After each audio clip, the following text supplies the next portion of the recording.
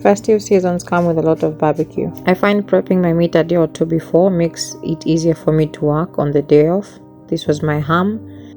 Also got a whole mbuzi, and where? The cost of things at the slaughterhouse. Nowhere I was leaving a single hair of that animal in that slaughterhouse. So I carried everything that came with that goat. The nyama is usually very fresh if you get it slaughtered the day off, but this silver skin, this mucousy membrane, causes your meat to become very tough if you end up barbecuing with it still intact.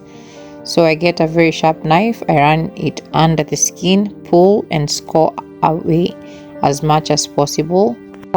This allows for my marinade to penetrate a little bit better, and also it gives very tender nyama.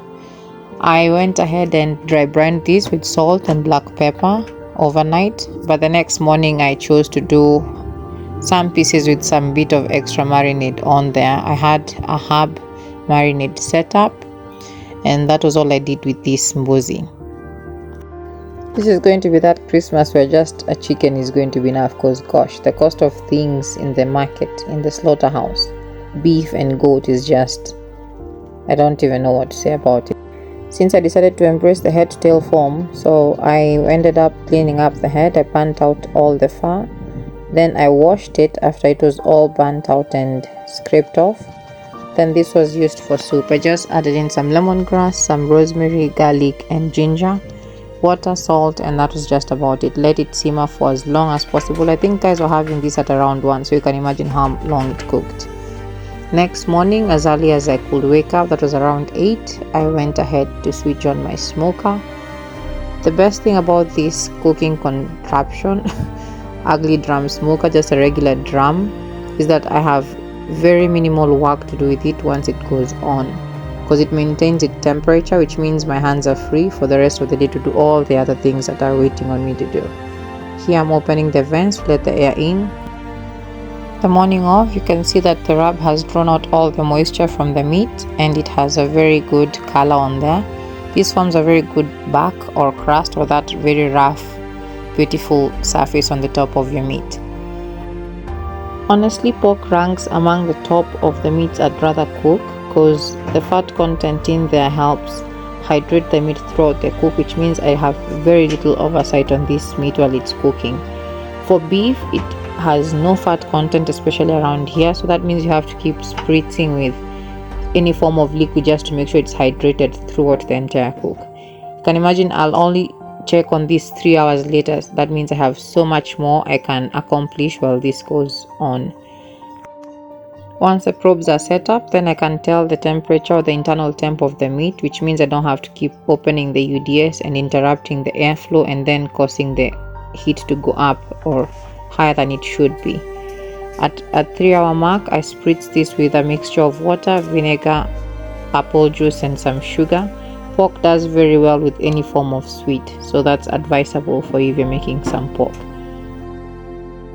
At this particular temp, then it was time for me to add my goat. You can see I did the herb marinade on some pieces, but I left out the ribs and the kidneys and liver and matumbo, rather the tripe, with just salt and water.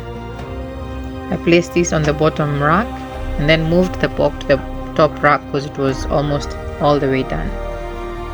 You can imagine this bottom rack fit the entire carcass without the ribs and the head. That is how big this thing is. So you can, if you're using both racks for mbuzi, you can do 2 mbuzis. I put my fork back on and then I basted this or glazed this with some soy, honey, cloves, cinnamon mixture.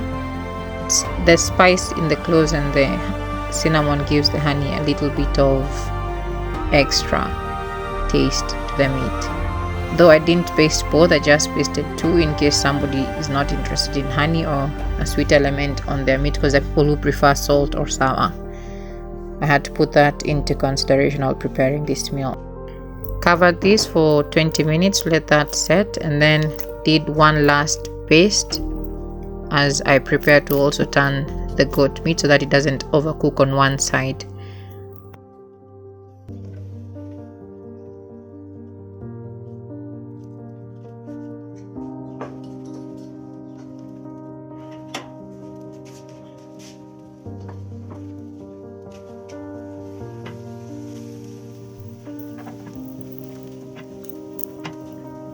can see it has a very beautiful brown color on there.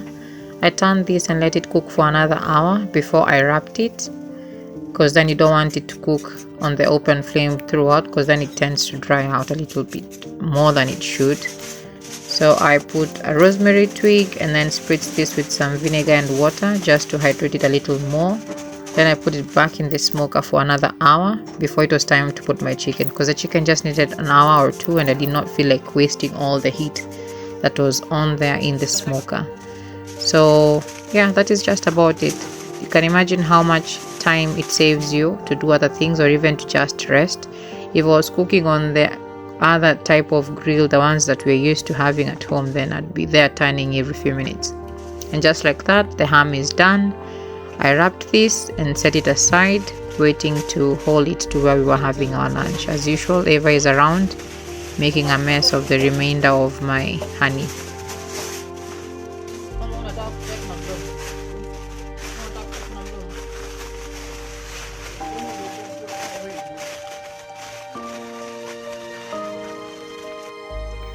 This ham, to be honest, is one of the table favorites. It runs out so fast, even faster than mbuzi is eaten around here. So you can always just change up your menu for Christmas. Don't always advocate for mbuzi and chicken all the time. Surprise your family and guests. Change your menu once in a while. My little sous chef decided to make sure I am not foiling undercooked meat, checking the temperature there. And that was just about it, all done and ready to sit in the cooler box as we wait for the rest of the meat to be done. For the ribs, I chose to do this over the fire because they're very lean and it might dry out faster because the smoker was already too high in temp. So I chose to do this in a way I can see and control, including the mara or the intestines, as we call them here, mara. And yeah, that was just about it for that entire cook. Goat ribs are probably one of the favorites when it comes to barbecued goat. So I left this unadulterated as I could, just salt and pepper. And I wrapped this once it was properly browned. Then it went on to cook on the very indirect side of the grill until we were ready to leave and join the rest for the lunch. At the 2-hour mark before our leaving time, then I put in my chicken and I let this cook while us guys were getting ready. By the time we were all leaving, then this is all we had to take with us. And until next time, bye guys and happy holidays.